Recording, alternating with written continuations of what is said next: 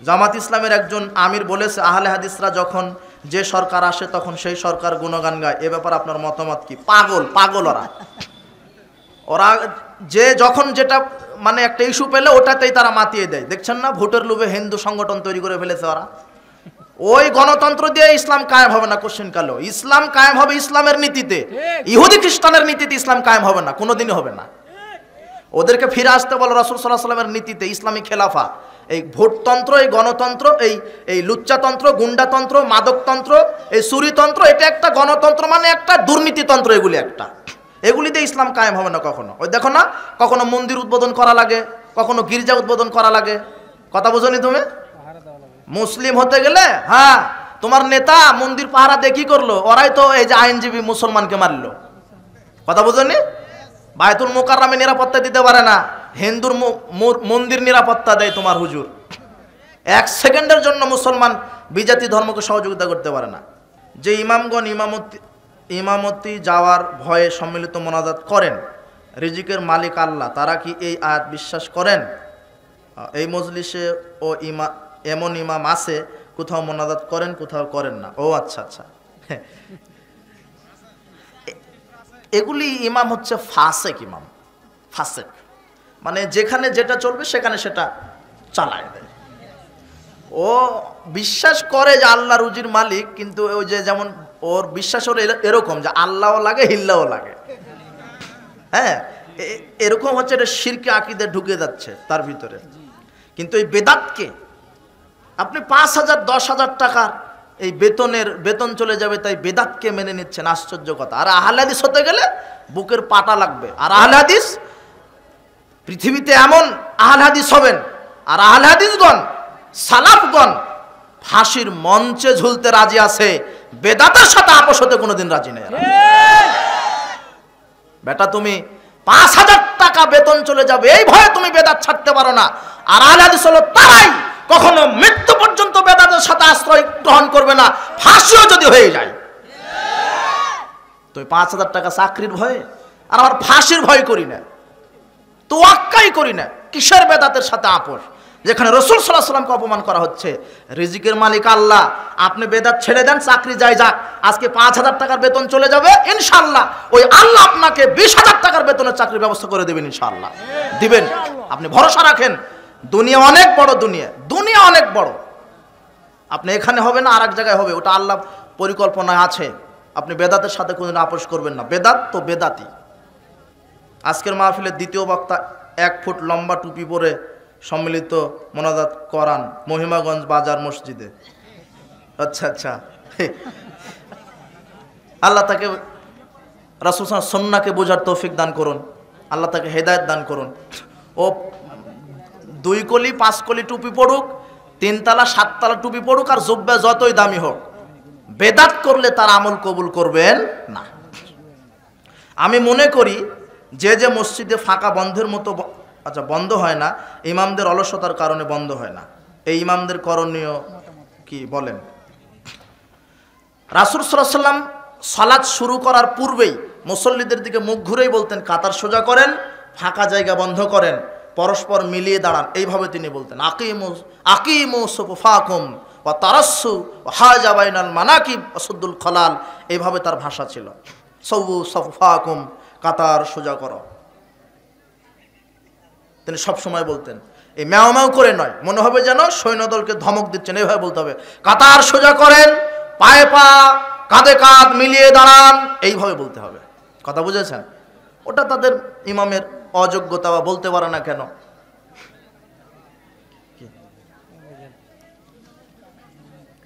আপনার নামে যে মাদানি সমালোচনা করেছিল, সে কি আপনাকে আর কিছু বলেছে? আচ্ছা, না তো, আর কিছু বলেনি তো, কই বলেনি। আসলে আল্লাহ তাদেরকে পরিপূর্ণ দ্বীনের খাদেম হিসেবে কবুল করুন। এই হিংসা বিদ্বেষ রাখা যাবে না। যে যেখানে যেভাবে, আল্লাহ সুবহানাহু ওয়া তাআলা ডক্টর জাকির নায়েককে দিয়ে দ্বীনের খেদমত নিচ্ছেন, তাই না? আমাদের ভাই ব্রাদার রাহুল হুসাইন, তাকে দিয়ে দ্বীনের খেদমত নিচ্ছেন। তো এখানে হিংসা করার কি আছে?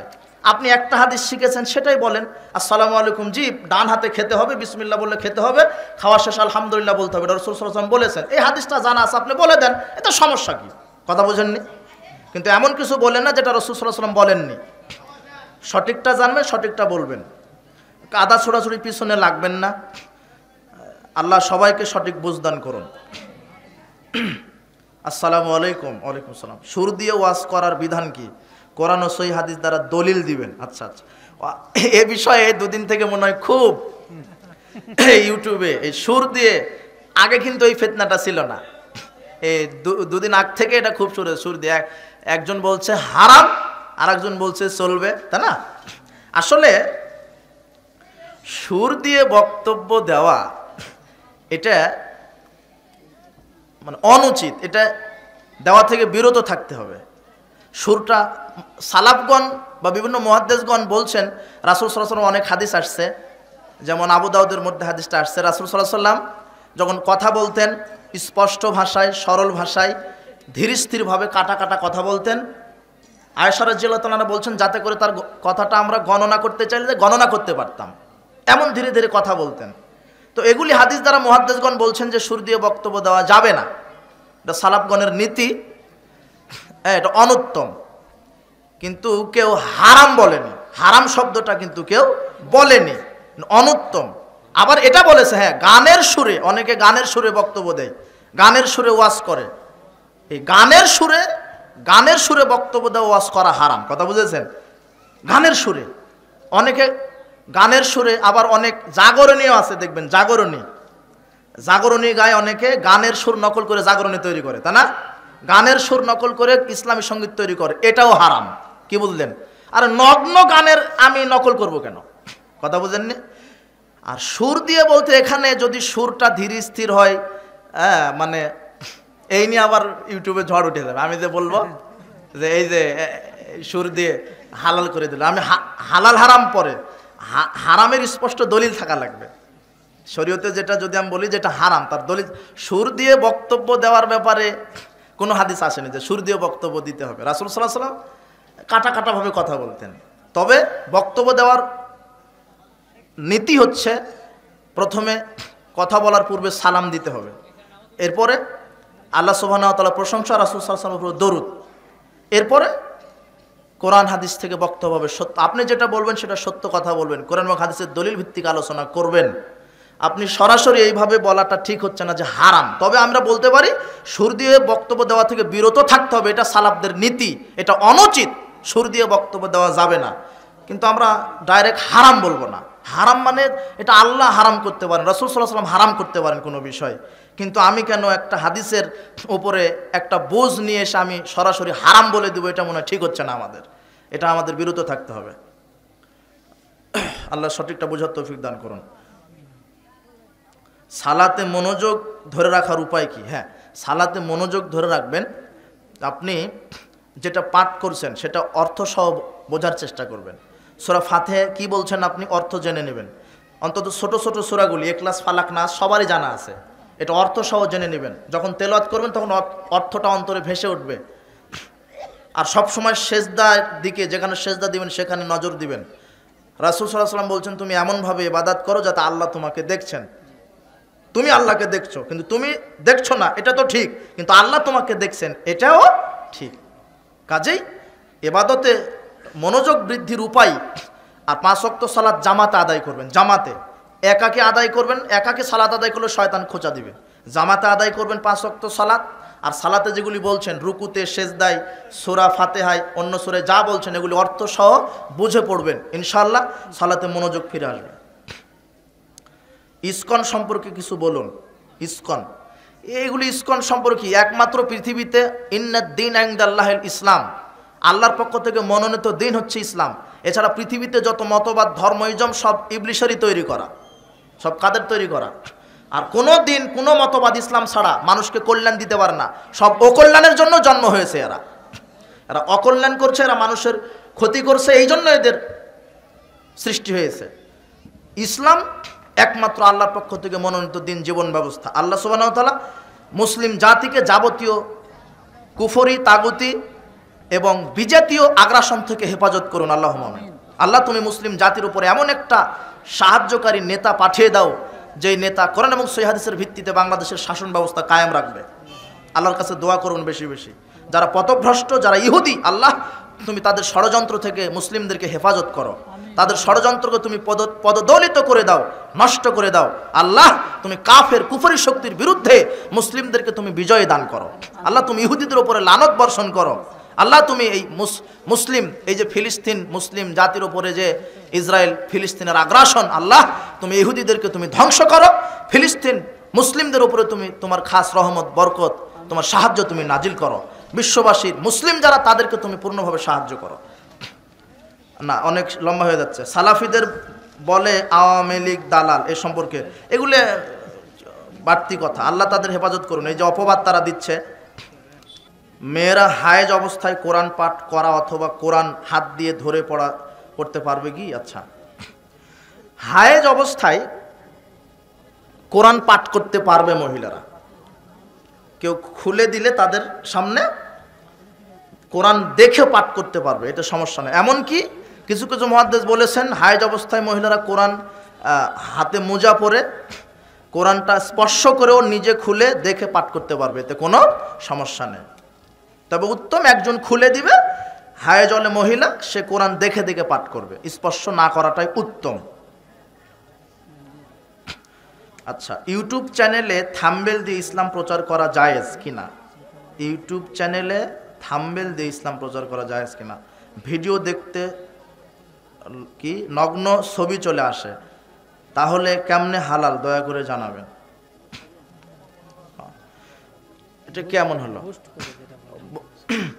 নগ্ন ছবি চলে আসে, এই বিষয় যে ইউটিউবে যে থাম্বনেল মানে কি কোনো লিখে দেয়, ও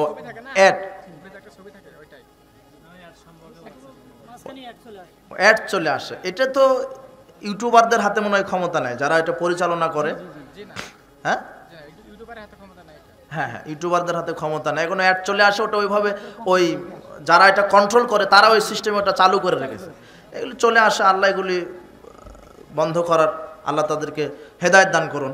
কিন্তু ইউটিউবে লেকচারগুলি শুনবেন আপনারা, থাম্বনেল অনেক ইউটিউবাররা এমন মানে ভিউ বাড়ানোর জন্য এমন অযৌক্তিক থাম্বনেল তৈরি করে দেয়, এটা থেকে বিরত থাকবেন। মাওলানা সাহেব যে বিষয়ে কথা বলেছেন ও বিষয়ে থাম্বনেল দিবেন যে এ বিষয়ে আলোচনা শুনুন, এই বিষয়ে তিনি আলোচনা করেছেন, এই বাস। এক নামধারী সালাফি সুর দিয়ে বক্তব্য দিয়ে বাশার বিন নাম নিয়েছেন হায়াত আলীকে অপমান করেছে, ওটা ঠিক হয়নি। ওই ভিডিও ক্লিপ আমি দেখেছি। আমাদের সালাফদের নীতি অনুসরণ করতে হবে, সালাফদের নীতি। রাসূল সাল্লাল্লাহু আলাইহি ওয়াসাল্লাম, সাহাবায়ে কেরাম, তাবেঈগণ, এই যে সুর হারাম হালাল ওটা পরের ব্যাপার, কিন্তু ওটা উত্তম নয়। রাসূল সাল্লাল্লাহু আলাইহি ওয়াসাল্লাম, সাহাবায়ে কেরাম কেউ সুর দিয়ে বক্তব্য দিয়েছেন, কই এরকম কোনো দলিল পেয়েছেন আপনি? তাহলে তারা যেভাবে বক্তব্য দিয়েছেন ওইভাবে বক্তব্য দিতে হবে। হালাল হারাম ওই ফতোয়া পরে, কোনো কিছু হারাম করতে হলে স্পষ্ট দলিল থাকা লাগবে, কিন্তু উত্তম অনুত্তম আমরা বলতে পারি।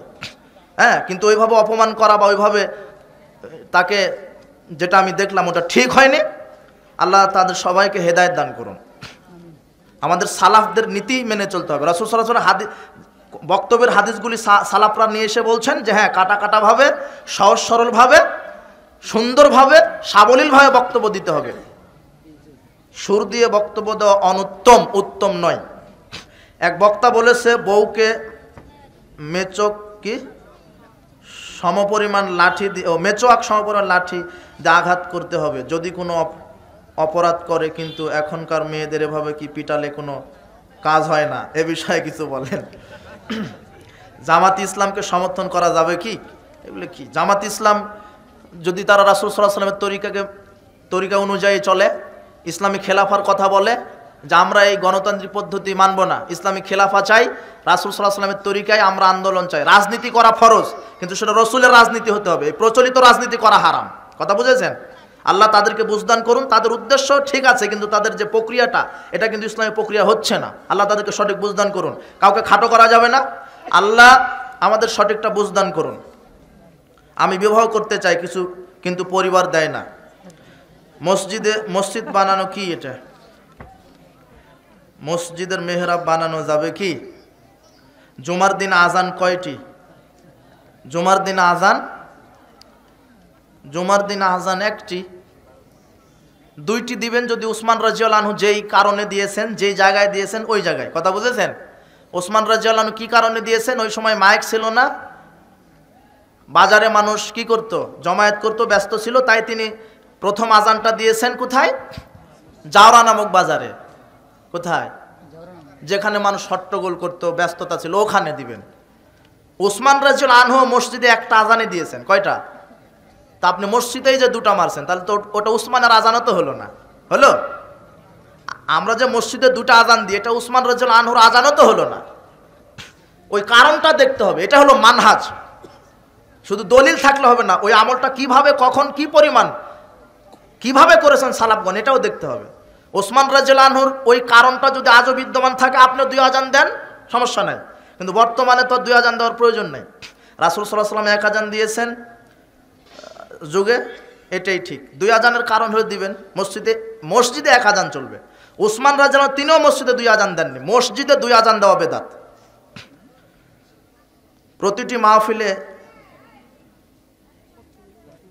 এই যে কি তাহেরি, আল্লাহ, আমি একবার নাম নিয়েছিলাম, আর নাম নিতে কেমন লাগে, আল্লাহকে হেদায়েত দান করুন। এই নামে এই শেষ সময় মনটা খারাপ করে দিলেন। হ্যাঁ,